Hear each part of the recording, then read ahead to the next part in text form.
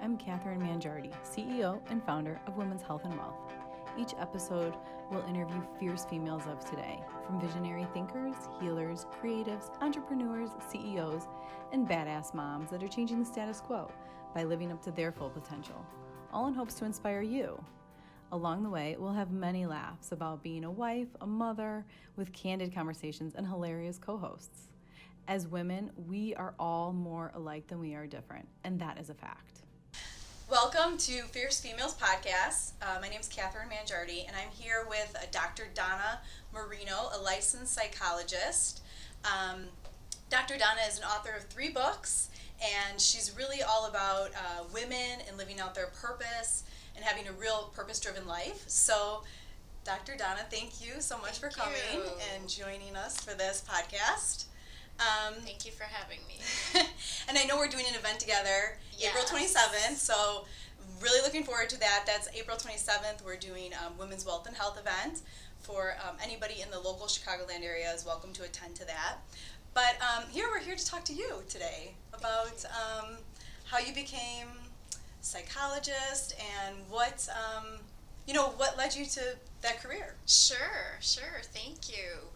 You know, I decided very young to be a psychologist. It took me a little while in undergraduate to figure out what I wanted to do, but once I did, I went straight from undergraduate all the way through. So I was only about 27 when I got my doctorate.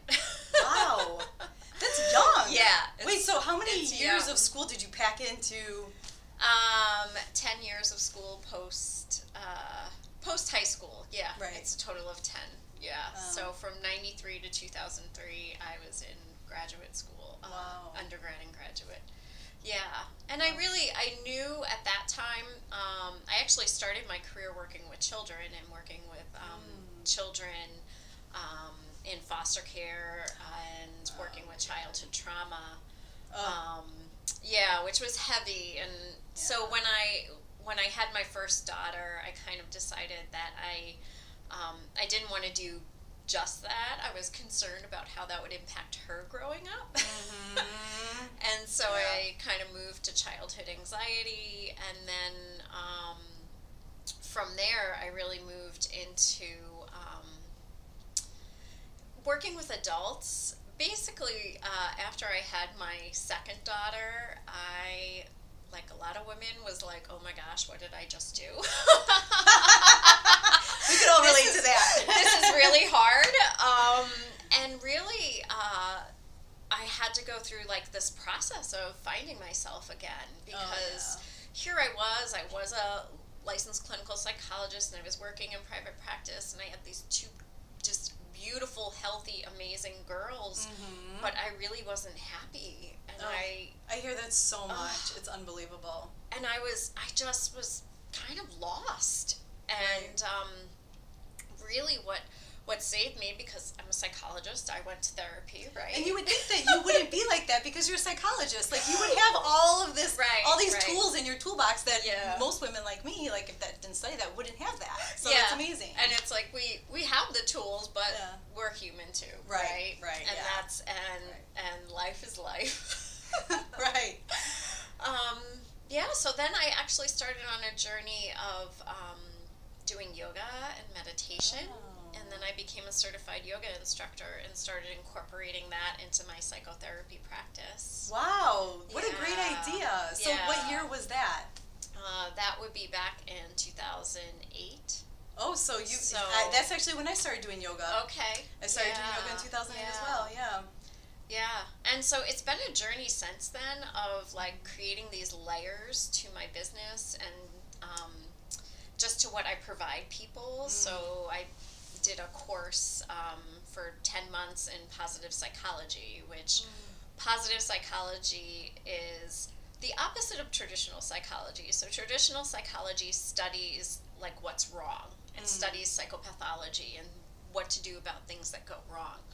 Positive psychology, I love it, and these are kind of what my books are based on.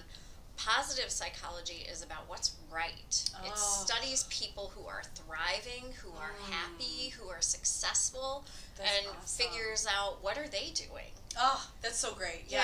Yeah. Yeah, because I totally get it. You know, sometimes we always think about like, oh, this is wrong, that's wrong, and you are down the rabbit hole of all these things that all these things that are wrong, Right. until Right. thinking about all these wonderful things that are right. Yeah. That's And amazing. the truth is, what we focus our attention on grows. Mm. So if you want more of your problem, just keep focusing on your problem, right? Right. But if you want to grow, to change, you have to focus on the solutions. Mm. You have to focus on where you want to go rather than where you are or where you've come from. Mm. And you really have to change your thought process and align with where you want to go in order to get there. That's amazing. Yeah. So let me ask you this, Lynn. Back in 2008 when you started, where you were kind of like stuck in your life and you were trying to like get out of that, like after I had babies and I'm da-da-da, because all women, I shouldn't say all women, but so many women go through it, where they lose their identity in the process. And they process. feel such guilt and shame about it that they don't want to talk about it to people. Yeah, and they lose themselves too after they've had kids and they focus so much on their kids. Yeah. So how did, what was the turning point for you? Did you just wake up one day and be like, you know what, I really need a new direction in my life? And how did you find that? Yeah. It's kind of funny because on the one hand, it slowly morphed into that as I did these different practices with yoga and meditation and the positive psychology, and I wanted to start coaching women and really focusing on passion and purpose. And really, I just found so many women who were in middle age and kind of almost like waking up like, how did I get here? You know? That's so sad. Yeah. And just looking at their life and how what I saw was a lot of anxiety and depression caused from living from an external world. So living from, what their parents told them was best, what their teachers told them was best, what their husbands or partners wanted, and living for everyone else and losing connection with their inner wisdom and their inner voice. Wow. And so I started to help women reconnect with that and to work through the feelings of self-doubt and guilt and shame so that they could really take the time for themselves and really not feel guilty about wanting something for themselves. Wow. Yeah. That's amazing. You're like talking to me. like you're like coaching me. Because I mean, you're just spot on. It happens, and it's so true. Yes, it's so spot on. But so what would you like tell a woman that was like going through that right now? Like, where do you even start? Because I feel like that you have to have like a little starting point. There's got to be like maybe you just practice yoga for 5 minutes a day, or maybe you just wake up earlier and have a coffee to yourself and without the kids. So where, like, what advice would you give just to like starting? Yeah, I would say to start carving out a small amount of time for yourself and put it in your calendar, put it in your schedule, make it real, make it an appointment. When we have our kids' appointments in the calendar and doctor's appointments and work, like, we would never blow off those appointments, right? So we have to make it real and schedule that time. And like you said, it could be 5 minutes of yoga. It could be 5 minutes of just savoring that cup of coffee in the morning. But starting to carve out some time that is only for you, and then allowing yourself to let go of the guilt for that. Oh, I think I think that's the hardest thing for women is the guilt, because they're like, well, if I take that hour to go work out, that's 1 hour that I won't have with my kids. And then I go to work and I'm gone for 8 hours. But what I found, and tell me if I'm wrong, what I found is that 1 hour that you take for yourself to work out, you become a better mom. Absolutely. You become a better parent. Absolutely. And the thing I always think of, so since I'm a mom of 2 daughters, I always think of the example I'm setting for them. Yeah. And I tell women all the time, I want you to start living the life that you want for your children. Because we make all these sacrifices, which is great. I understand that. I adore my children. But they're going to live what they see in me. So I can tell them, follow your dreams, but if I don't follow mine, they won't. Oh, yeah, that's so true. It's like practice what you preach. Exactly. And your actions truly do speak louder than words. efforts. So if your kids see you sacrificing all the time and not taking care of yourself, that's, especially your daughters, they're going to say that's what motherhood looks like. Oh, yes. Oh my gosh. That's so true, ladies. I mean, you're listening to it, like, you don't want, you're really right. Setting an example for your children for the future. Even if you have, I have 2 boys, so I don't have girls. But yeah, I feel like. But you're setting the example for what their wife will be doing, right? What motherhood looks like, right, as well, and right, what their expectations are going to be for the homes they are in as adults. Absolutely, right. So true. So we model that for them, and we want them to have realistic expectations of their partners and of themselves. And I want my daughters to follow their dreams. The fact that I have this coaching business now that empowers women, when my marketing materials and stuff show up at the house, they're like, yay! And they're excited for you. They See, are. that's wonderful. Yeah. And when I have to do something for work, even if it does come into family time sometimes, they're like, that's okay, Mom. And they're excited, and I'm showing them the path, that I can be a really good mom, which I know I am. Right. And I can run a business, and I can do the things that are passionate for me. Right. You Yeah. know? Yeah. I mean, it's so true. It's because I'm a mom. I run my own business, and I still carve out time for myself. But I mean, with all that said, I do have a tremendous amount of help. I don't do it alone. You know? Right. So I think that sometimes women feel like they have to do everything, and they have to be everywhere. And I do miss my son's martial arts. Like, I don't go to every single martial arts class because I can't. Yeah. But when I'm there, he loves it. But I feel and I bet when you're there, you're fully present to being there. Yeah.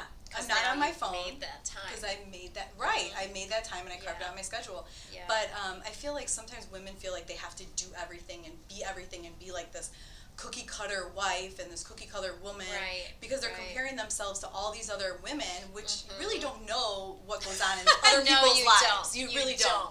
I mean, I'll admit it, I have a cleaning lady. Ladies, I have a cleaning lady, and my cleaning lady is so wonderful that when she comes to my house, clean my house, my kids run up to her and give her a kiss. Okay, so that's fantastic. You can't do it all, and you can't do it all, and it's important to know what to delegate. You have to have. It comes back to that schedule again. You have to have your priorities, and self-care, ladies, has to be a priority. Self-care is not a luxury; it's a necessity. And so if, you need to hire someone to come and clean your house, or you need to teach your kids to pick up after themselves because... I'm still working on that one. You have to make those adjustments and be willing to say no to things that are not on your priority list, because women also love to people please and sign up for everything. I can tell you, I have not been to a PTA meeting. It's like school's important to me, but there are other things that are more important to me, and each mom, each parent has to decide for them. Yeah, and if that's something you love going to PTA meetings, well then go ahead and do it. So let's touch on that. The no, saying no. I think that's just huge. Yeah. So let's just elaborate on that a little bit more about women and saying no. Sure. I think one of the things I've taught one of my coaching clients is, before she says yes to something, she needs to ask herself 2 questions. What part of me is saying yes to this? And is this the healthiest part of me that's saying yes? Wow, that's pretty good. Yeah. Because sometimes we say it just automatically because we're so used to saying yes. Sometimes we say it because of people pleasing. Sometimes we say it, because of other people's expectations. And we have to say, is this in alignment with my highest purpose? Is this in alignment with my priorities? And is this coming from a healthy place, or is it coming from some insecurity or need to be liked? And if it's not in alignment with higher purpose or priorities, or it's not coming from a healthy place, then your answer should be a no. So what if you know, once you're in this transformation for women, you know, you're gonna lose some friends along the way. I mean, it's gonna happen. You know, there's gonna be people that aren't gonna like the new you. So what do you say to them when they're like, you know, their friends say no, or they say no to their friends? I mean, and then they lose friends along the way. Yeah. Something that's important for people to know is that there's a saying, and it is true, that you are the average of the 5 people you spend the most time with. Average financially, average health, average. So when people start to fall away, it just makes room for people that are going to help raise you up. Wow. Yeah. Wow. Yeah. That's keep hard. going on that. Yeah, and I know it's hard. Like, it's hard to say goodbye to relationships. I just taught a workshop at a women's retreat in Tucson, and it was on relationships. And I said, there's basically, we call it up leveling. As you're transforming and as you're like rising up and becoming a more positive, healthier person, your relationships are going to change, and there's going to be 3 categories. There's going to be the relationships that are really important to you, like your spouse and your children, that you want to protect and strengthen. There's going to be the relationships that there are people in your life that you can't say goodbye to, like your mother or your cousin or your brother, but you're going to put healthy boundaries around those relationships. So these are the people that if they can't support you, then you're not going to tell them the things that they can't support you in, because you don't need naysayers and people dragging you down. So you put boundaries around those relationships. Right. And then there's going to be the relationships that it's time to let go of, and they will either naturally drift off as you change and they sort of opt out. Wow. Or you may have to consciously say, like, this is not a healthy relationship for me anymore, and you may have to cut those ties. And it's a hard part of transformation, and you may even go through kind of a grieving process as that transforms, but you're just making room for better people to come in your life, more positive people that will lift you up. Absolutely. My husband and I have this analogy about this transformation that, so just imagine you have like the most beautiful crystal goblet, right? But it's filled with mud. There is no room for fine wine if it's filled with mud, right? Right. And so you have to empty it out. You have to clean it. And get all dirty. Yeah.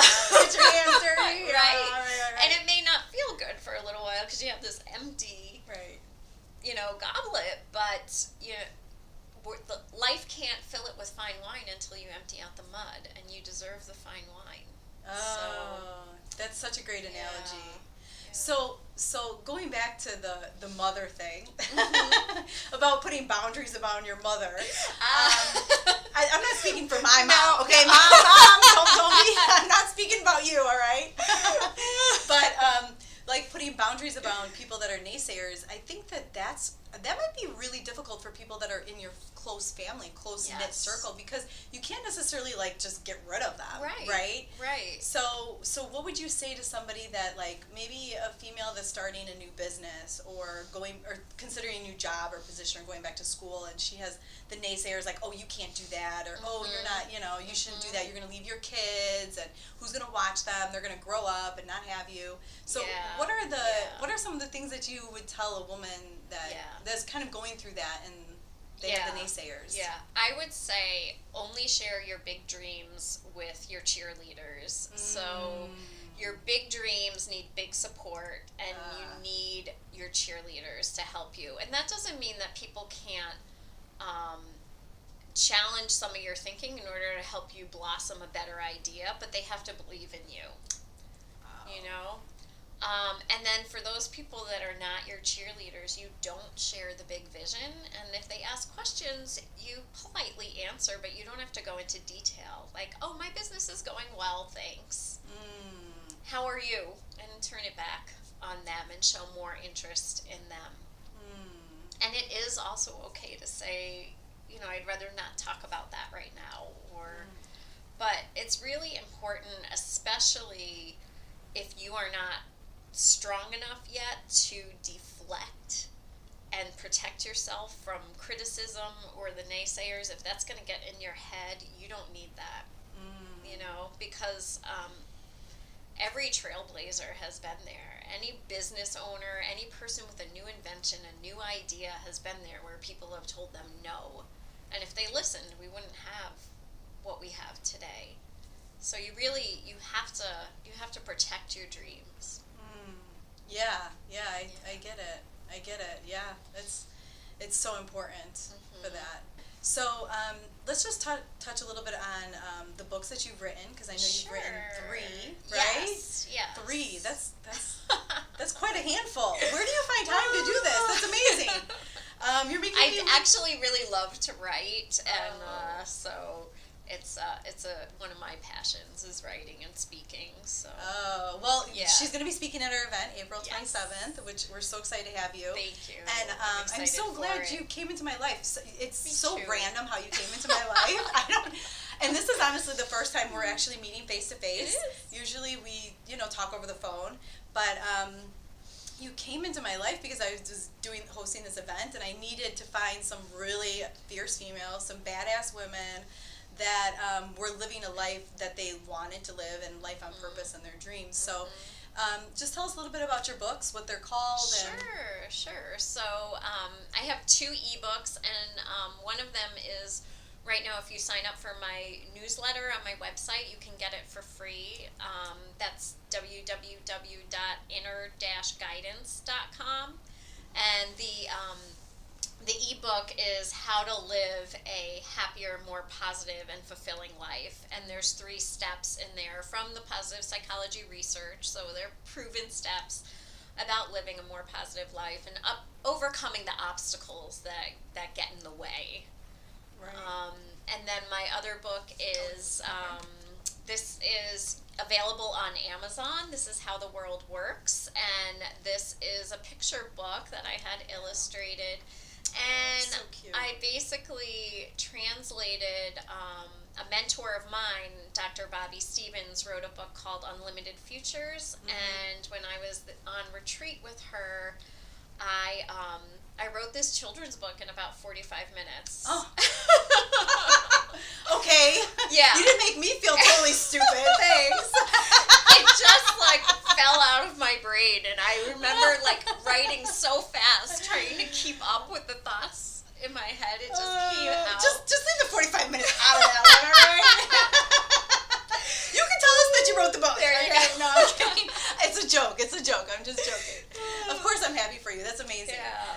And I love this. The laws of the universe, or how the world works. Yeah, exactly. And just about how, everything in the world is energy, and giving and receiving are 2 sides of the same coin, and we have to be in balance with that. And it just translates some kind of higher level principles into children's language. And I told it as if Bobby was a grandmother and talking to my 2 children and explaining it to them. So my daughter's names are in the books. Oh, that's awesome. Well, thank you so much for coming. I really enjoyed this talk. I did too. I'm so happy we got to connect, and you came into my life. Thank it's you. Amazing. Yeah, You're me amazing. too. And I'm really looking forward to the conference and to doing more together. All right. So. Well, thank you. Yeah, thank you. Thank you all for joining us for Fierce Female Podcast, and have a good day. Life is full of unknowns. We've all experienced them in one way or another, and every woman has a story to tell. This is where you can come and inspire other women. So let's empower, learn, and lift each other up. See you next time. Thanks for tuning into our episode. For more content, check out businessloungetv.com and like and subscribe to BLTV on YouTube, SoundCloud, and Facebook.